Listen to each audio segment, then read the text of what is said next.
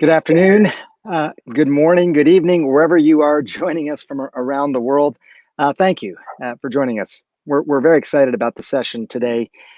We've talked a lot about COVID. Nobody in the world has been insulated from what has been happening over the past 20 months now. And as much as we talk about the virus, we talk about the vaccines, possibly even the need for boosters, one of the big topics, and an important one, is how information itself is transmitted, how it's verified, and what to do about misinformation. Wikipedia has emerged as one of the most important sources of information for millions of people around the globe during this pandemic. It's often one of the first places they search. So this session today is going to bring together one of the leading Wikipedians documenting COVID-19, alongside leading representatives in the global health community and the news media to discuss the lessons learned from this past year and how to meet the growing need for trustworthy knowledge, not just information, but knowledge, contextualized information that is of value to people in their own lives.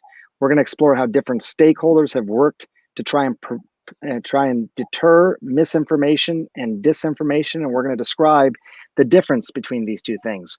We're also going to talk about a first of its kind collaboration between the Wikimedia Foundation, Wikipedia volunteers, and the World Health Organization, highlighting new approaches that are now necessary and being taken by journalists, public health experts, and major websites like Wikipedia to elevate accurate information. So I could not be more excited to join this panel, to moderate this panel. We have a lot of interesting things to discuss. And I think the way that we're going to do this is we're going to have each of our panelists just spend about a minute introducing themselves, talking a little bit about their own experience, and then we'll get to a moderated discussion. We want you to also submit your questions, which you can do at any point during the chat. So without further ado, let me introduce you to our first panelist, Dr. Julio Frank. He's president of the University of Miami. He's Mexico's former Minister of Health. And I have to say, on a personal note, the last time we had a chance to actually speak was during the 2009 pandemic. So Dr. Frank, I hope we can get together at times other than just pandemics. It's an honor to have you here today. Thank you, Sanjay. I'm really delighted to join this very distinguished panel. For me, this is the fifth pandemic response in which I have had or played some decision-making role.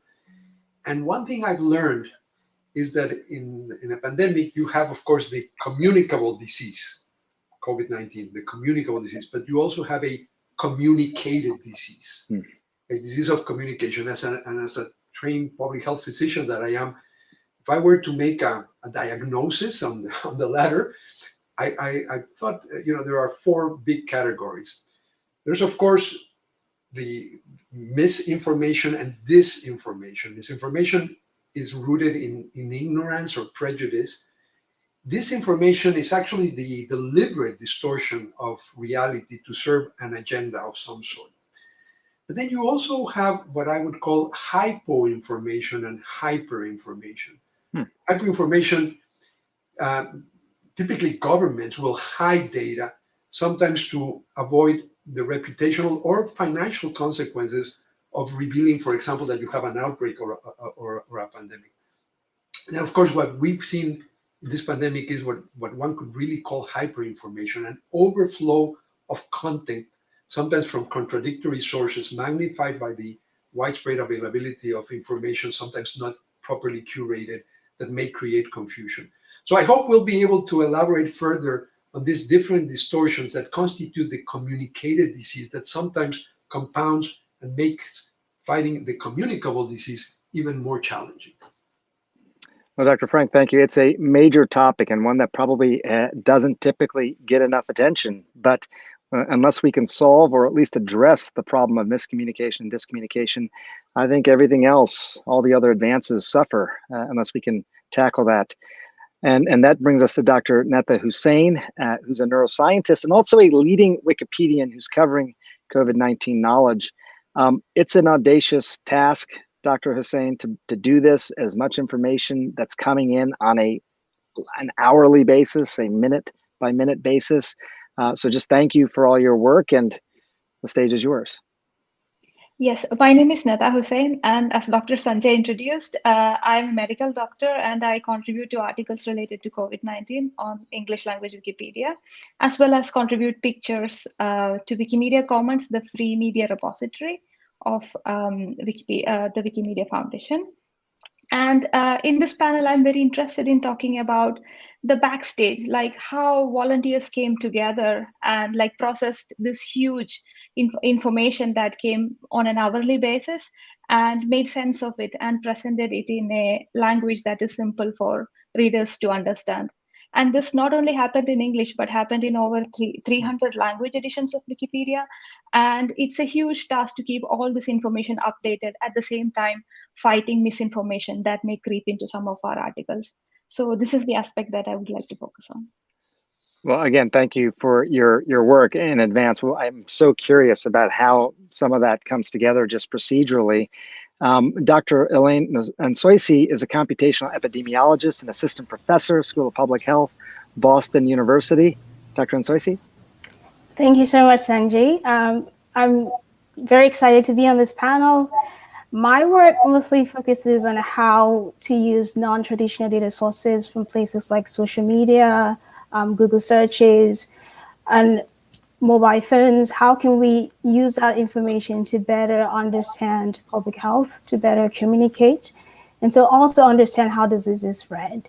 So I'm hoping to talk a little bit more about that today. I've also been very focused during this pandemic on misinformation, specifically on the African continent. I was born and raised in Cameroon, so I have a special love for Africa.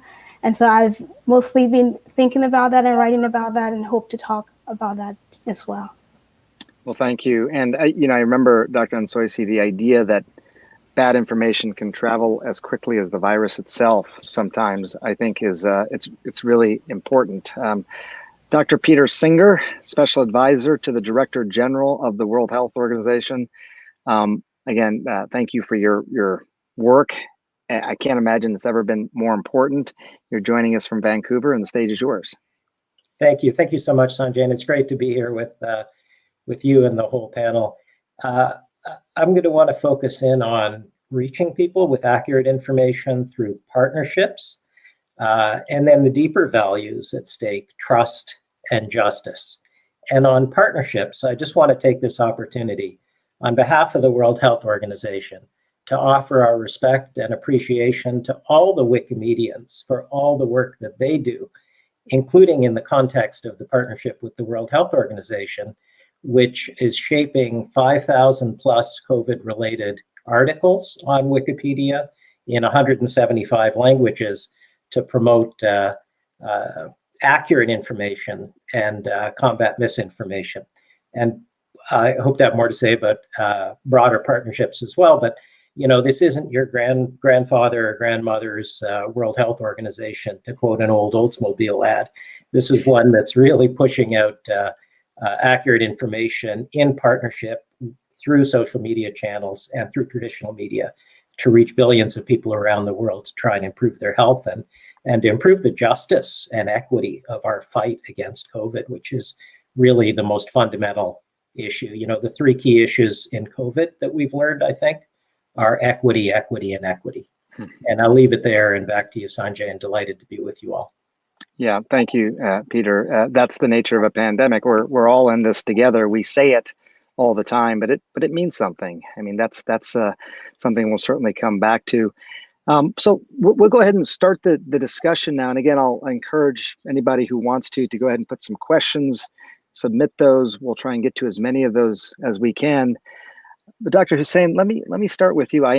Part of the reason I really wanted to do this panel today was to just sort of hear how it all works with Wikipedia. I mean, Wikipedia is obviously providing the right information, but at the same time, you have to point out misinformation. In some ways, there's a benefit, I imagine, of Wikipedia not being a news organization because you're not under the same sort of time pressures. But just tell me about how does it all work for you? Yes, on Wikipedia, it focuses on giving slow information. So we are not as quick as the news media to churn out information and push it out there, but we wait a little bit longer and look at the evidence, and volunteers contribute to Wikipedia pages after after lengthy discussions on top pages of different articles. And Wikipedia also has several protections to ensure that misinformation and vandalism is kept away from its articles as much as possible. So, for example, we have a Wikipedia article on COVID-19, and it is semi-protected, which means that only registered users with a certain number of edits will be able to edit that article. And this article also has a talk page where users can discuss about controversial things, controversial parts of the article until they reach a consensus or about the scientific evidence related to that. And Wikipedia also has excellent policies related to verifiability and neutrality, which means that everything you add on Wikipedia has to be verifiable from a secondary source, and it should be neutral in content. And we also have like several guidelines about reliable sources. And these sources which do not meet these criteria cannot be cited on Wikipedia. And when it comes to medical content related to the pandemic or the vaccine, and these standards are exceptionally high. And these are some of the extra protection mechanisms that we have on Wikipedia that helps to ensure its trustworthiness. And going to the back end, we have an army of volunteers. They are not only experts, but we have people who are interested in grammar check, librarians who are interested in getting sources. We have people who are just around to ensure that the articles are copy edited.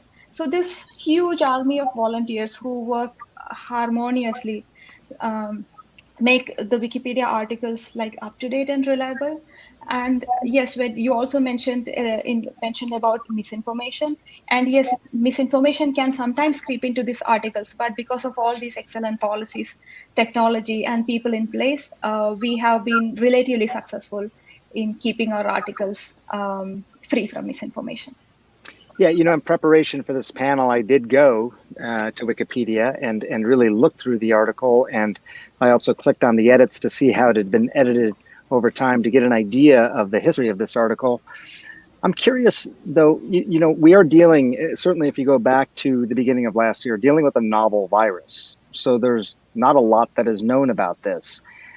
What is the level of evidence? How do you think about the level of evidence required in order to be able to stay on a Wikipedia page? If someone talking about a particular therapeutic, for example, or talking about a population of people who may or may not be affected by COVID-19, how do you determine, okay, yeah, that rises to the level of evidence we require to be on the page? We usually look for meta-analysis and systematic reviews when it comes to citing something on a medical article. These, as I said before, the standards for citing a reference on a Wikipedia article related to medicine is exceptionally high compared to, say, a biography article where it's normally enough to cite a news report or something else. So medical articles have its own reliability guidelines, and if you do not follow those reliability guidelines, the information that you add may not stick onto that article. It may eventually be deleted. And on the talk pages, we usually talk about what kind of evidence we do have about a particular topic. So if you get a better if you have a better source, like say a systematic review or a meta-analysis to back up back up a scientific evidence, and that would be taken into the article for consideration. So there's a lot of discussion going on about the existing evidence, and it's only the best quality evidence that gets to stick on to Wikipedia. And I'm also happy to mention that the World Health Organization has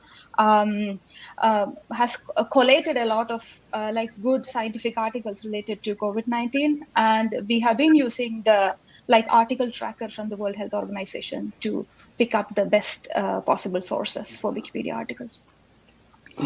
Dr. Singer, I mean, she's talking about obviously some of the work that you've been involved with. And before we talk about the specific partnerships and, as you're saying, trying to reach people where they are, I'm curious about the same question, the level of evidence when World Health Organization is doing their briefings, they're putting out messaging, especially when dealing with a novel virus.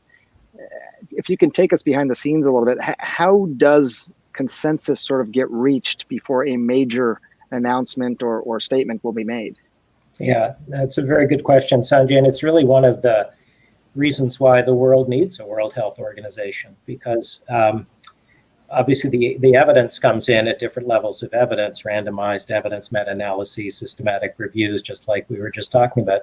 But the ability to reach consensus on that evidence through advisory groups, through groups of people with representation right around the world, is actually one of the core functions, core normative functions of the World Health Organization. So it's through that kind of debate, through that kind of discussion, but through representative, inclusive, and well-governed discussions.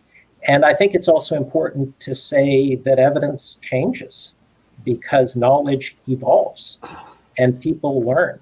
And so that's also a real-time dynamic phenomenon. So one has to communicate not just the findings, also the uncertainty, and sometimes the change, which is some of the hardest pieces of this. I'm curious, when you hear misinformation, and we're going to talk about the distinction between mis and disinformation here in a minute, but what do you think is fueling that? I mean, it's always sort of struck me, Peter, that we're in a pandemic. This is a terrible thing, that the world is going through. What is fueling misinformation? Do you think it's purposely or purposefully destructive?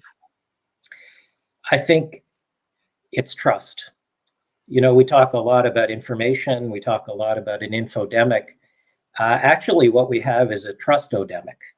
And sometimes that trust is things like trust in government, which goes to much, much deeper issues. Sometimes it's the trust of communities. To take a very concrete example, if you're in the African American community in the United States, you have a historical context for anything that's happening, including something like the Tuskegee study. And I think that's always on your mind. And so that's why we have to think about trust underlying information, communities underlying trust. And it really highlights the importance of community leaders themselves, assimilating information, making their own judgments, and providing leadership. In some ways, leadership is what's underlying all of this. And that's the most effective vaccine against COVID. So I know I went through a number of layers there, from information, through misinformation, through trust, communities, leadership, but that's the layers here. I think that we're really dealing with, and that's why I don't really like the term hesitancy. It's kind of labeling people as being hesitant. Well, sometimes people who don't trust you have a reason not to trust you. And sometimes people who don't trust you don't really have it. So it really depends, I think, on the community and the actual concrete example.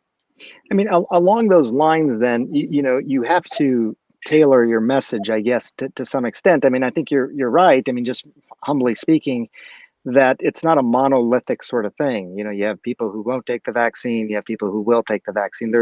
It is far more nuanced than that. And that's important to acknowledge. But how does a World Health Organization then reach people, different countries, different cultures, different generations? Yeah. So, I mean, firstly, on the side of the message, one needs the channels. And so, for example, we talked about the Wikimedia partnership.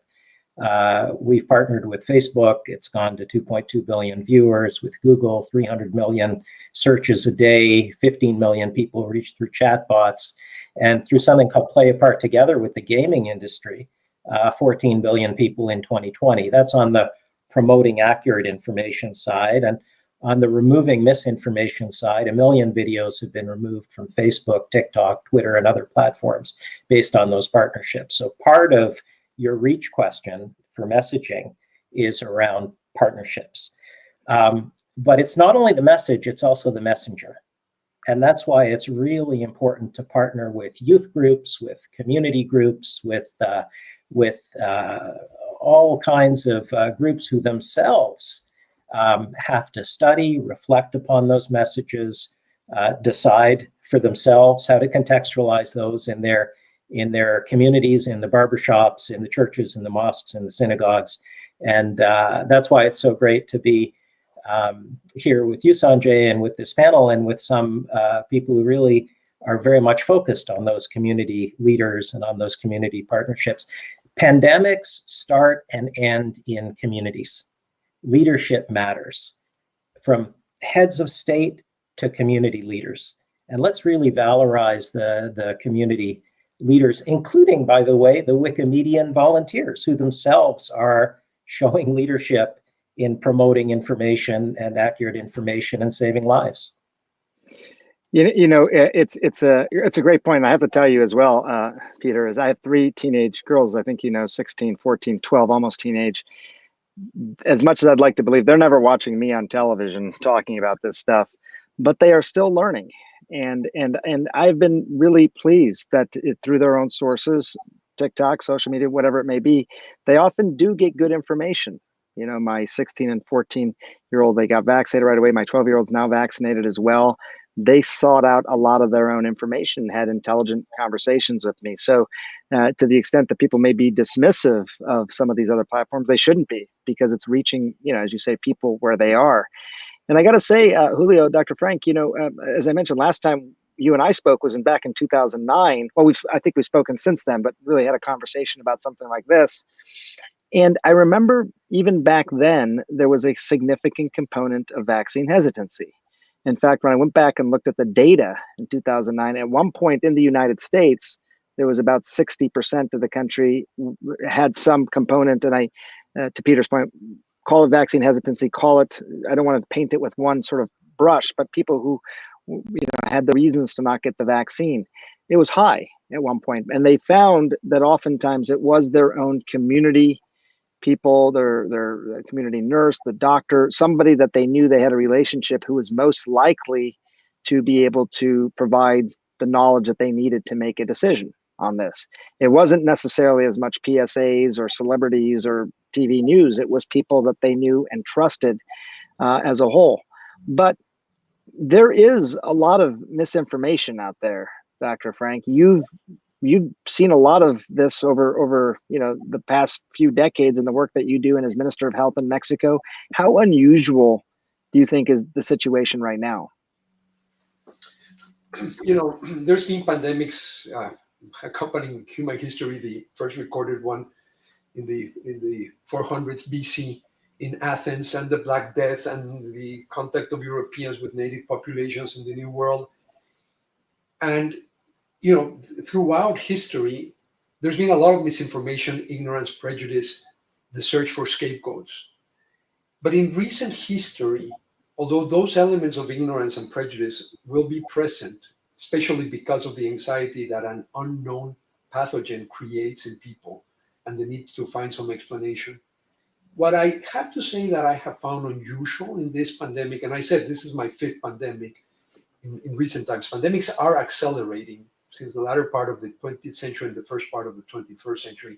And they are one more manifestation of the way we are abusing our planet. Pandemics are as anthropogenic as climate change. It's the unsustainable way in which we invade habitats, the way we reduce biodiversity, the way we commercialize, we raise chickens and pork. That's why we have swine flu and bird flu. The way we commercialize in these so-called wet markets. So pandemics are accelerating as a reflection of the way we relate to our planet. But in these 5 pandemics that I had seen before, what I had not seen was the active politicization of public health and the use of, that's where you cross the barrier from misinformation, which may be the product of ignorance or prejudice, to disinformation, which is the active distortion of facts to achieve other goals, for example, political gain.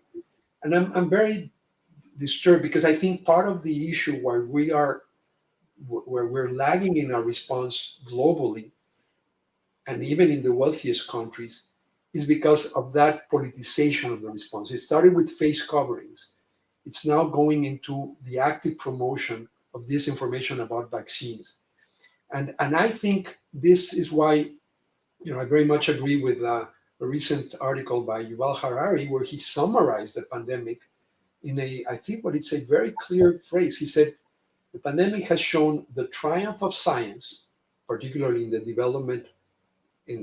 rapid development of safe and effective vaccines, the triumph of science and the failure of leadership, and particularly political leadership.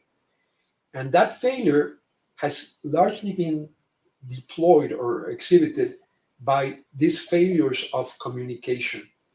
It started with the what I call hypo information. That's not distortion, that's the deliberate hiding of information, beginning with the outbreak.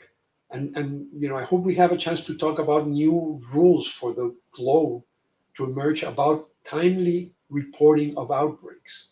Because every time a country delays the reporting because they don't want to create panic and they don't want to suffer the trade and other economic consequences of saying they have an outbreak of a disease, every time a country behaves irresponsibly, that country puts everybody else at risk. It not just happened in China originally. As the pandemic moved throughout the world, you saw in country after country leaders minimizing it, saying it's going to be gone, creating a vacuum of information that then is filled by these other sources that are not credible. And that to me has been pretty, to answer your question, pretty unusual. As you said, there's uncertainty, it's a novel virus, we're learning as we go. One thing is to acknowledge that and continue to accumulate, but it's a very different situation when in the face of scientifically validated information, like, for example, the effectiveness of the use of face coverings or taking a vaccine, political leaders actively contradict that to pursue other gains. And that's why I think the topic of this panel is so important. You bring up there's a time when you do have a level of evidence to be able to say certain things with conviction. We now can say we know this virus can spread even through asymptomatic spread. Face coverings are important. Here's what they can do. The vaccine has a certain effectiveness. But going back to what you were saying in the beginning, when this virus is starting to emerge initially, one thing I saw, Dr. Frank, was people often will put things into a box that they understand. So you hear a coronavirus sort of starting to spread. Its source in China. This sounds similar to something I've heard before, SARS. SARS was very frightening, but it ultimately infected around 8,000 people around the world, had a 10% mortality, so around 800 people died. This is going to be SARS. Or they say, well, this is going to be a pandemic, H1N1, that affected 60 million people in the United States within a year, but had a very low mortality rate. My point is that people immediately try to contextualize something that is novel and put it in that box. They could be wildly wrong on that, but how do you sort of tackle that when most of us as adults really don't deal with novel things? Kids deal with novel things all the time, but when is the last time you saw something for the first time as an adult? Not very often. So how do you deal with that when you think of your role as a former minister of health, now running a big university, when you don't have all the information? You just err on the side of precautionary principle? How do you approach it? Yes, I mean, the first thing is you need to be aware of the importance of communication. I remember when I was Minister of Health of Mexico, was when we had several outbreaks of avian flu, and we had SARS. And that's when WHO started promoting, I had also worked in WHO previously under Dr. Brundtland, started promoting the idea of preparedness plans. And we built into the preparedness plans, and this is still best practice, a communication strategy. It's gotta be part, it's as much as, creating a strategic stockpile and having good epidemiologic surveillance, is to have a good communications plan. It cannot be an afterthought. It cannot be something you start improvising once you have the outbreak. And it all starts with the timeliness of reporting. And we have fantastic international health regulations, but we have very little ability to enforce them. And so nothing happens if a country where an initial outbreak occurs fails to report in a timely fashion and puts the entire rest of the world at risk. That's been part of what's happened. We've been chasing after the virus because of the initial delay. But communication needs to be an integral part of preparedness plans. And you got to be addressing exactly that question. We're going to be learning new things, and we got to have a communication strategy, as Peter was saying, so that when new information comes on board and we need to change guidelines, instead of that being interpreted as, oh, the government doesn't know what they're talking about because they said something different than they said 2 weeks ago. You actually explain that that's what's going to happen. And so you build what I would call the 4 C's of communication. Has to be clear, has to be concise, avoid excessive explanations. It has to be consistent. So for example, if you change guidelines as you gain more knowledge, you are explaining that that's what you're doing. And if you do those 3 things, you achieve the 4th C, which is it has to be credible. And then communication becomes your ally in fighting the pandemic instead of being the source of a lot of the negative effects that we have seen this time around. That's really well put. And I mean, and I think Dr. Nsoisi, it sort of takes us straight to you. You mentioned, I have so many questions for you, but you mentioned in your intro about the prevalence of COVID-19 misinformation across the African continent in particular. I think we've been talking about this, from sort of a U.S.-centric discussion point, but what common trends does this conversation ring true to you from what you're seeing in terms of the trends in Africa?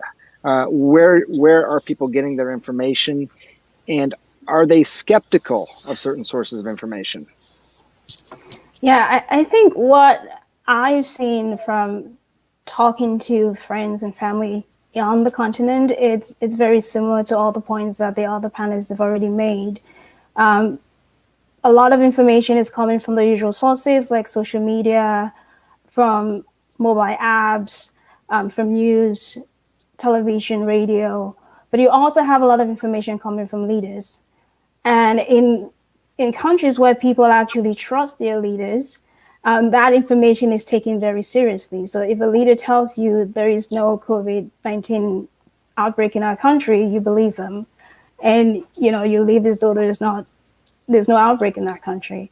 And that can have a very significant impact on the lives of people. People can die, as we've seen in some cases, because they don't have the right kind of information.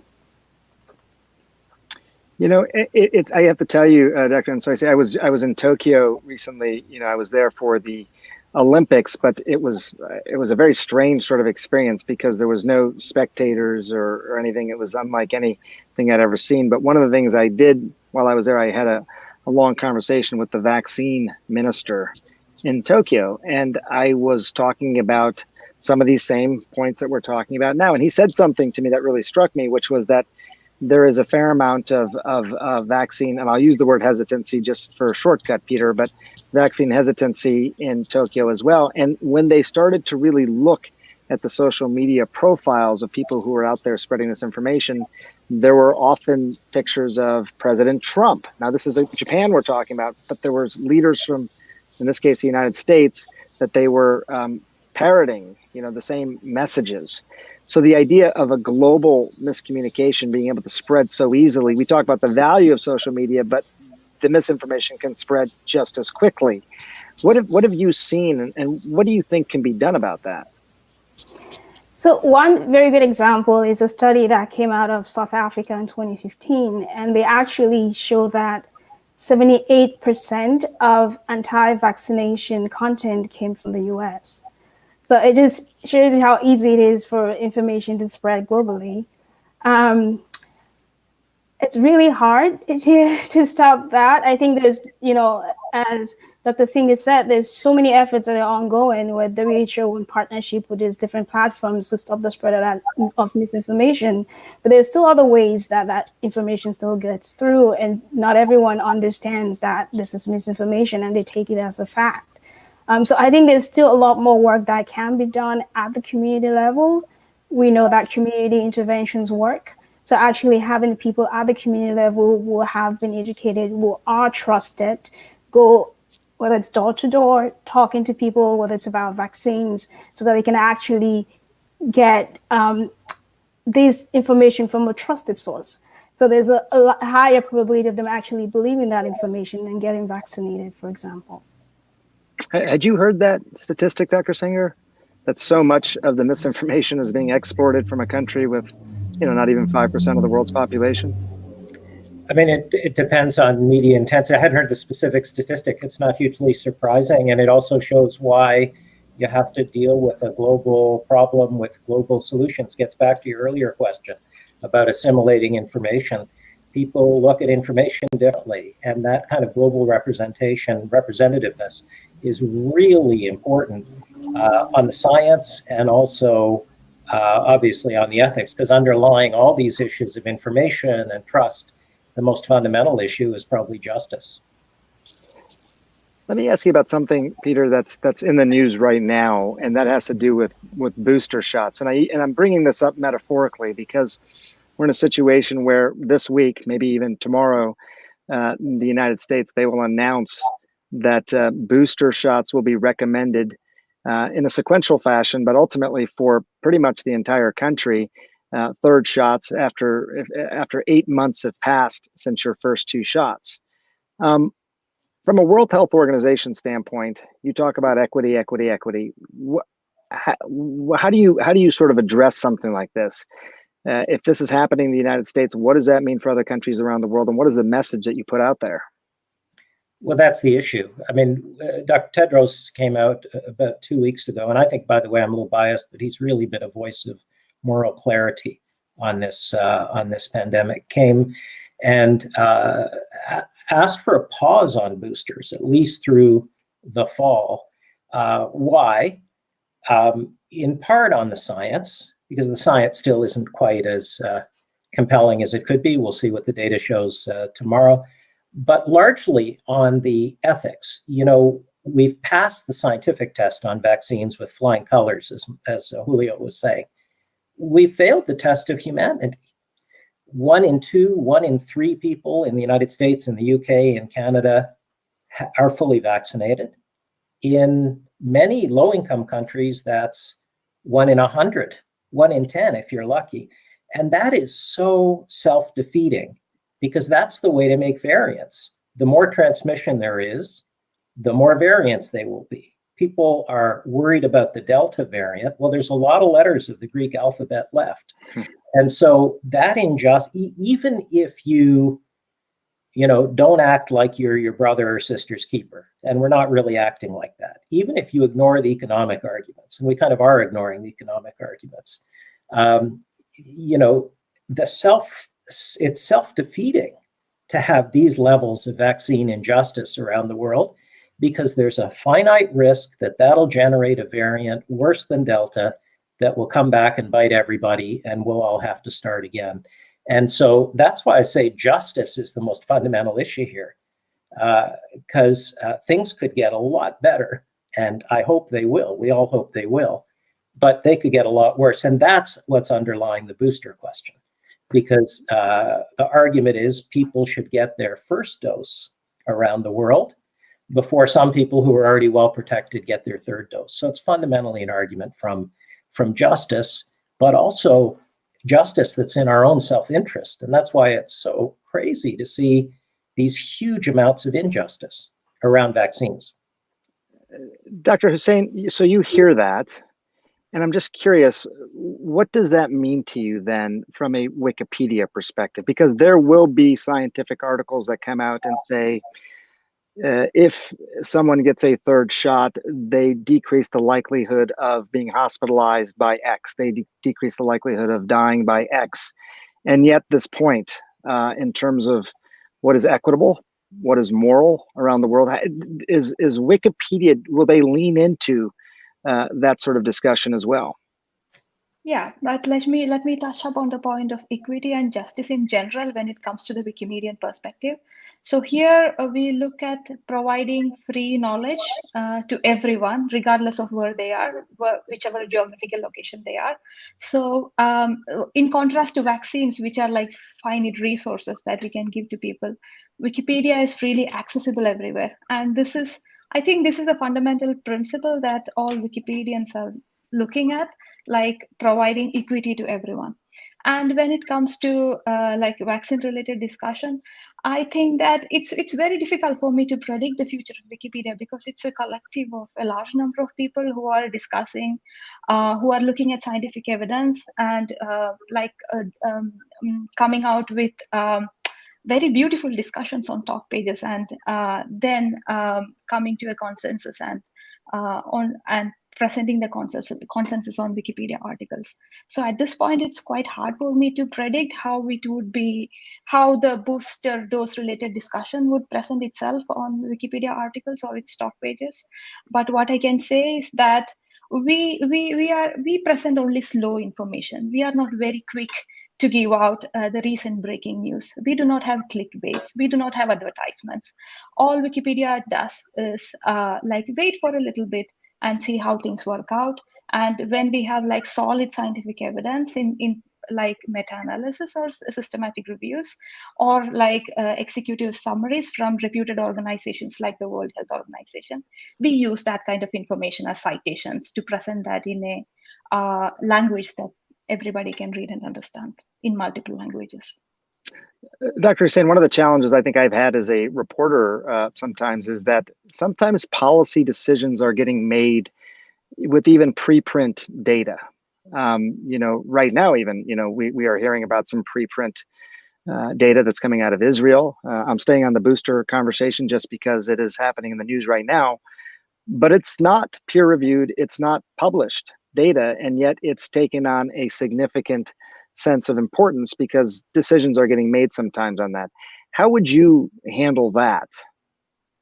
I think that on Wikipedia, then we would say that this country we have different articles for how different countries responded to the pandemic. We have articles on how, say, Israel responded to the pandemic and India responded to the pandemic, for example. So when it comes to these specific articles, we have enough room to describe how things worked out in the policy level when it came to, say, booster doses or vaccination in general, or other policies related to the pandemic. But when it comes to scientific articles, we keep it strictly scientific. So I think that we were really good at separating policy from scientific evidence. So when it comes to scientific articles, it's only scientific evidence. And when it comes to the other articles related to policy or the impact of the pandemic or the state of vaccination in different countries, we have that kind of information separated out into different articles where you can elaborate a little bit more about how things evolved in time. Well, I really do applaud you for this because it's challenging. I think to navigate that, especially at a time when we're learning, I don't want to say the information's changing because that's the wrong thing. It's that we're learning, and people may perceive that as the information is changing, but it's different.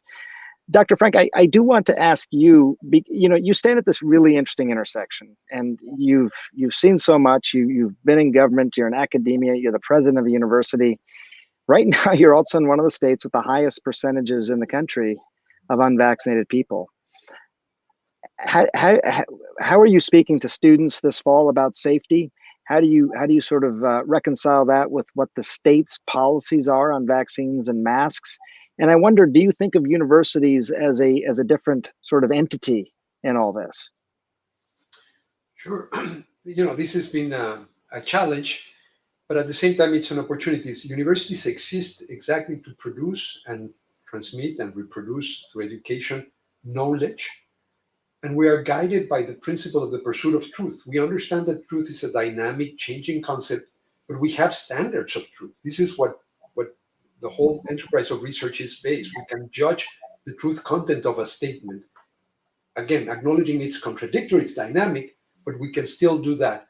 So this is what we've done. We have, it's my professional field. In addition to my role as president of the university, this is something that I do, global public health. So I've been on the forefront of managing the pandemic in this university.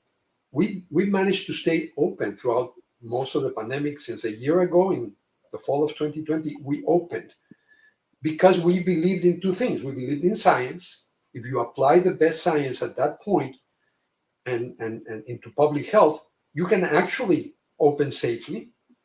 And secondly, we believe in young people. It's the question of trust. And now things have been complicated by this other politicization of measures. So as a public health professional, I use all the science. And of course, we're obligated to follow the laws, and we always follow the laws, whatever they are. But we do have tools, especially in a university context, So with students, when everyone was saying you cannot open again because these are college-age students, they are not going to follow the rules, that has proven to be absolutely wrong. And we've mobilized three sources. First, what I call persuasion through inspiration. You tell people what you're trying to do, and you persuade by making the values explicit. You're going to give up some of the social aspects of college life, but for that, you will have an in-person instruction, which is going to be a rich experience for you. Second, positive peer pressure. We deployed a group called Public Health Ambassadors to exercise peer pressure. And then third, credible sanctions. If you break the rules, there are sanctions. So we continue on that. We're just about to start classes after 1 full year, and where we had 0 cases of documented classroom transmission of the virus.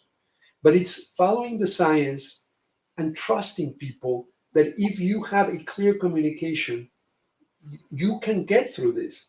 I personally issued more than 50 messages, video messages to students and their parents throughout the previous academic year, almost one a week.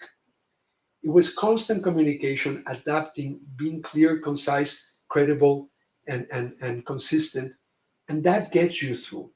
So although there are things we cannot control, like some of those restrictions, we can adapt to that by applying the science and having a clear, articulated communication strategy. You are a former minister of health, and obviously again a president of university. Are you parts of the discussions in the state about what the policy should be? Do you advocate on behalf of the university, or is your expertise sought out? Yes, and I do think universities have a duty to inform public debate. We need to be both excellent but also relevant. We need to be in the conversations, and we need to bring evidence to bear, both in the way people behave based on scientifically derived evidence, in the way professionals practice medicine, nursing, and in the way policymakers make policy. It's evidence-based, and that's what we produce. And we have the duty as universities to proactively translate that science into evidence that the public and the policymakers can use, and be very much part of that discussion, so that we can have a reasoned way of approaching crisis like the pandemic. And Sanjay, if I may say, just to agree with Julio, traditional media does matter. And so, as you know, Dr. Tedros, Maria, who you've interviewed, Von Kerkhove, our technical lead, and others, they must have done at least 200 press conferences by now with the world media on a regular basis, follow-up interviews. That really does matter, the traditional media. And on the young person point, social media helps a lot. And what I would say to young people is equity is in your hands. Everybody can be an advocate. Everybody can be an activist. Everybody can be a champion. And young people are often very, very motivated to do that. And so that terrible injustice that we were talking about before, whether it's global or whether it's within communities within a country or within a jurisdiction, it's young people often using social media tools who can advocate to redress those injustices. As Dr. King said, the arc of the moral universe is long and it bends towards justice. And it's young people who keep bending it down, down, down more quickly. Well, that does inspire me, to be honest, to hear those conversations, because sometimes it can be quite dispiriting to hear what is happening. But when I think about the next generation, it is inspiring, as you say, Peter. We have a lot of questions that are coming in from the audience, and we don't have a lot of time, so I want to get to as many of these as I can. The first question will be for you, Dr. Nsoisi. What role can Wikipedia play in addressing COVID-19 misinformation across the African continent? I think Wikipedia has a very significant role to play, because when you think about the African continent, it's a very young continent with a median age of around 19. A lot of people there are very fascinated about social media, about online platforms.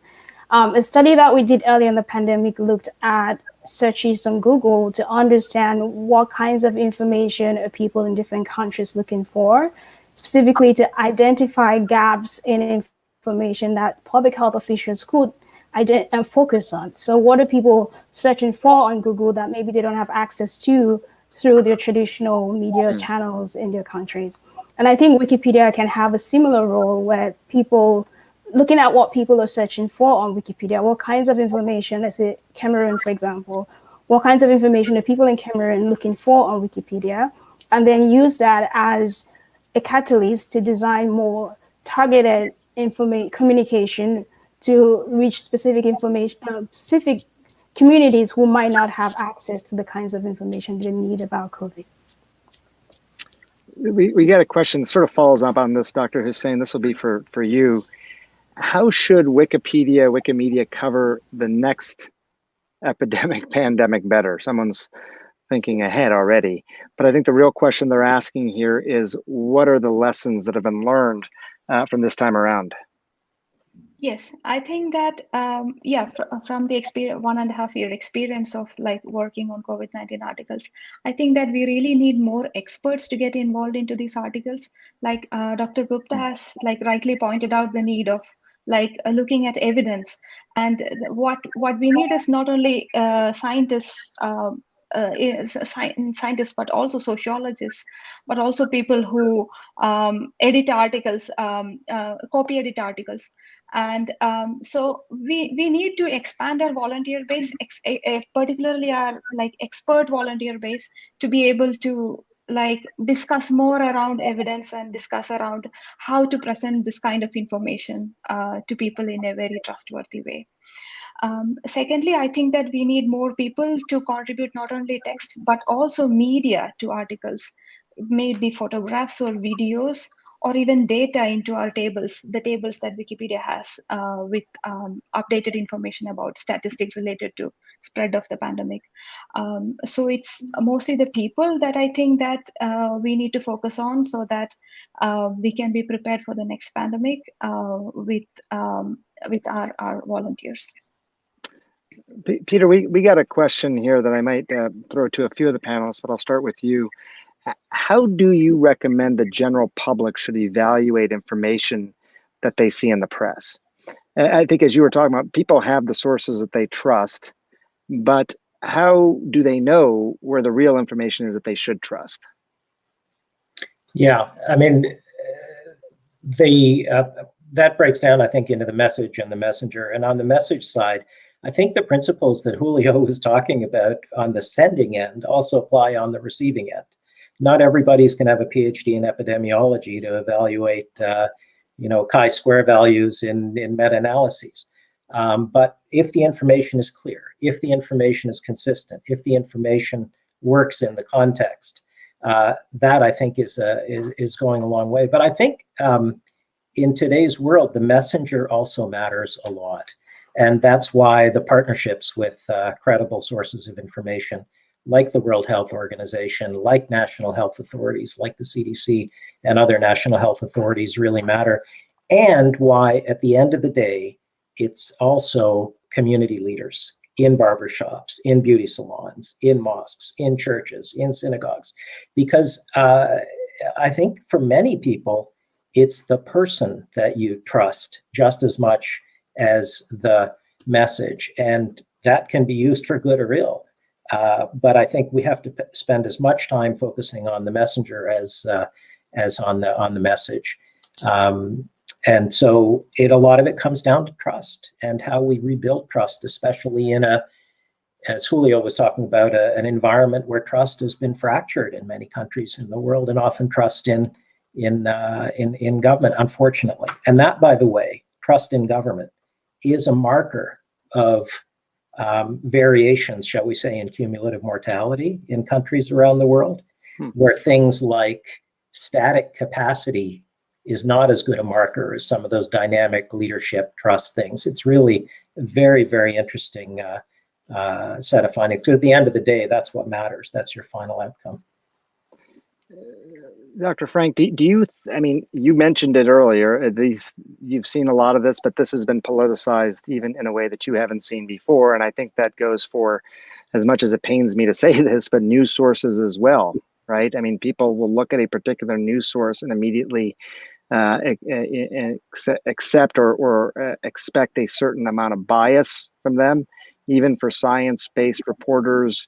If you add to that there is emerging evidence that not everything is known right away, it leaves a lot of room for people to immediately not trust a particular news organization, seen as too liberal, too conservative. I can't really think of many organizations now that totally get a pass in this regard. What do you think about that? What does that mean then for the average person out there? How should they evaluate an article they read in the paper, a news report they see on television? You know, I'd like to echo something Dr. Hussain just said a minute ago. When I say it's been a triumph of science, of course, the most visible thing has been in the life sciences. First of all, the understanding, the sequencing of the genome of the virus in a few days, the rapid deployment, obviously departing from decades of basic research. It's not that the vaccines were suddenly started to be manufactured. We had that foundation. But as important as our investments in the life sciences that have led to these amazing vaccines we have, we need to do more in the social and behavioral sciences to understand that human dimension, including what determines the credibility of a source. Because today, that is literally as dangerous as the virus itself. In fact, we tend to use almost imperceptibly metaphors drawn. We talk about a message going viral. And it does. That's why it's communicable disease and communicated disease. It actually tends to reproduce in exponential ways, and we have seen this. A bad message that suddenly gains a foothold can lead to very irrational, even social panic. That's why communication has to be a key part.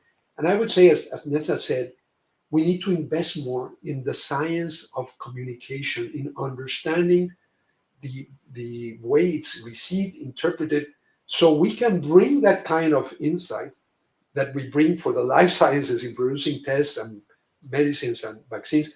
We can bring that same kind of understanding into the way we message, and we understand, as Peter has said repeatedly, the context, the cultural context, and we can be effective communicators as an integral part of the response.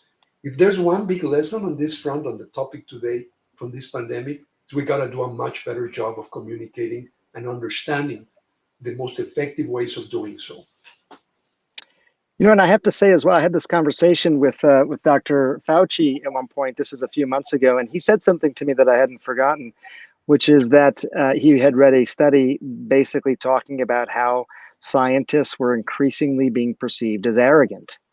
And it really bothered him, and it bothered me when I heard that as well. But I think it's something that we have to pay attention to, the humility, especially in the face of something that we're all still learning about, how to give good information without being overly dogmatic in this regard, I think is really important. And Dr. Nsoisi, I'm just curious if you have any thoughts on that. You know, people will read a newspaper article, they'll watch a news report. Right away, they're going to assume a certain level of bias. There aren't many honest brokers, if you will, in society anymore. What would you advise people to do in terms of seeking out information they should and can really trust? Yeah, so I feel like the other panelists have picked up on a few really important points about, having those trusted sources collaborate with news media or social media sites so they can provide accurate information. But another thing that I just want to add, in addition to humility, I think it's also compassion, which I think is something that has been missing, especially around the communication around vaccine hesitancy. A lot of the communication has been around just grouping people and assuming that everyone who has not had a vaccine, especially in the US, has not done so because they're choosing not to do so. But in a lot of cases, there are so many other factors that keep people from getting the vaccine, whether it's being unable to get a ride to the nearest hospital or not having someone to care for their children so they can actually go get a vaccine.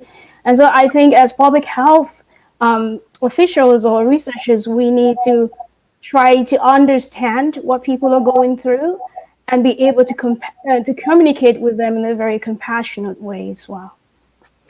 I think that's a really, really important point, and one that I try to take to heart each time. But you're right, and I live it as well. I have patients, I have friends of mine who've come to me with specific concerns, and it would be improper to sort of paint them all with one brush, as you're saying. We are already, I didn't even realize, but we're already sort of past time here, and there's still questions coming in. I hope that people will get a chance to actually interact with some of you, either through social media, otherwise. But I do want to end this possibly on a positive note. I don't want to overdo it, because I want to be honest here. But Dr. Nsosi, I'll just stay with you. What are you hopeful right now? When you put it all together in your own mind, are you hopeful? What are you the most optimistic about? I'm most optimistic about the fact that people are getting vaccines and people will get vaccine. I just want to end with a story. I had a friend who texted me last 2 weeks ago from Tanzania, and she was asking whether it was okay for her and her parents to get the vaccine that they had available, because there was so much misinformation about vaccine. And I encouraged her to get it. And then a week later, she texted me again to thank me, because they hadn't had any side effects, and she had been so worried about all the side effects and how they would experience. So for me, that is hope, that every single one of us has the ability to create change, to impact another person, to get the vaccine. And hopefully, we can have more people vaccinated in the coming months. Yeah, absolutely. Dr. Singer, are there things that are making you hopeful right now, or are you still pretty much feeling like you're in the thick of it? Well, obviously, we're all in the thick of it, and the tragedy is it unfolds as you watch people gasping for air, especially around the world, in Africa and other countries, is heartbreaking. But to your question, I am hopeful. Pandemics end. This pandemic will end. It's only a matter of when it will end. As Tedros said, that timing is up to us. And I often think of the words of Nelson Mandela when it comes to this vaccine equity challenge, which is, it always seems impossible until it's done. And that's why, in addition to compassion and humility and accuracy, and of course, admitting when you're wrong, and all the things that make for good followership, which is the flip side of leadership, we have to think of inspiration. And that's where young people come in. I think we need to be inspired to do a much better job than we're doing on vaccine justice. And I think we will be inspired. And I think obviously vaccines and the other public health measures, because vaccines and necessary but not sufficient, will end the pandemic. I am hopeful, and I'm hopeful based on leaders like Nelson Mandela, again, I'm biased, Tedros, and the many people in communities that I see working hard and risking their lives to make this go away, and it will go away. So you had a question about hope. I am hopeful. It's only a question of when that hope will be realized, and that's in our hands. Thank you for that, Peter. Julio, Dr. Frank, you've seen a lot. Are you hopeful? Is this a time for hope? I think it is. We're not defenseless. We've been able to quickly understand the virus. There's still a lot we're learning, but the speed in which we've been learning about it, the way the scientifically validated information is spreading, thanks to a large extent to the work of institutions like Wikipedia, which I follow devotedly and support. We're not defenseless. We have seen acts of heroism around the world, mostly through first responders, health professionals, and other so-called essential workers. We've shown that they're essential. There's been good things that have come out of the pandemic. And most importantly, I do think this has been such a devastating pandemic, unlike any of the others I had seen before, that I think it's really brought a level of awareness that we need now to capitalize on. We have a moral duty to learn the lessons. We owe it to all the people who've lost their lives and their livelihoods, everyone who suffered so much, to learn the lessons. And there's a lot of lessons. We need to build a safer world. And I am hopeful that we had to reach this point of a pandemic of such terrible effects as the ones we're still living. We need to finish this one And the number one item on the agenda is assure vaccine justice, as Dr. Singer has been repeating. That's our first order. And I'm hopeful that leaders will stand up to that challenge and be able to meet that challenge.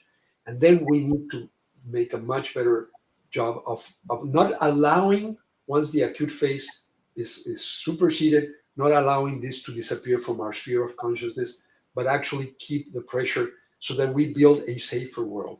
And I think if we do that, this will help us with other global challenges, most important, and on top of that, climate change. And I think this has been a rude awakening, I think, for humankind. We cannot continue to abuse our planet. We do so at our peril. I do hope that lesson will be learned. And I'm very hopeful because as the president of a university, I see young people every day in action.